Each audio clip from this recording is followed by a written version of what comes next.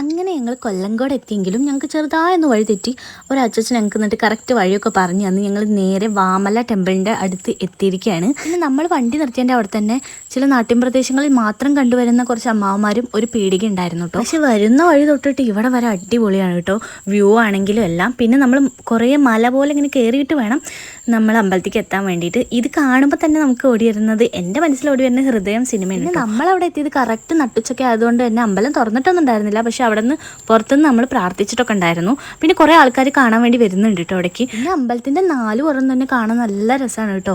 ഇതിൻ്റെ അപ്പുറത്തായിട്ട് നമ്മൾ കണ്ടില്ല, അത് തോട് പോലെ ഒരു സ്ഥലമാണ്. പിന്നെ ഇത് ഹനുമാൻ പാദമാണ്, ഹനുമാന്റെ പാദം പതിഞ്ഞ സ്ഥലമാണ്. അതിനകത്ത് ഫുള്ള് വെള്ളവും പിന്നെ പുല്ലുകളൊക്കെ ഉണ്ടായിരുന്നു. മുകളിൽ ഭയങ്കര കാറ്റാണ് കേട്ടോ. പിന്നെ അമ്പലം തുറന്നിരിക്കുന്ന സമയത്ത് വരികയാണെങ്കിൽ ഇതിനൊക്കെ അടിപൊളിയായിരിക്കും എന്ന് എനിക്ക് തോന്നിയിട്ടുണ്ടായിരുന്നു. പിന്നെ ഇവിടെ വരെ വന്നിട്ട് എന്നമാർന്ന് ബിരിയാണി കഴിക്കാതെ പോയ മോശമല്ലേ. അപ്പം ഞങ്ങളുടെ ഫേവറേറ്റ് എന്ന് പറയുന്നത് അവിടുത്തെ ബീഫ് ബിരിയാണിയാണ് കേട്ടോ. പിന്നെ ചില്ലി ചിക്കൻ.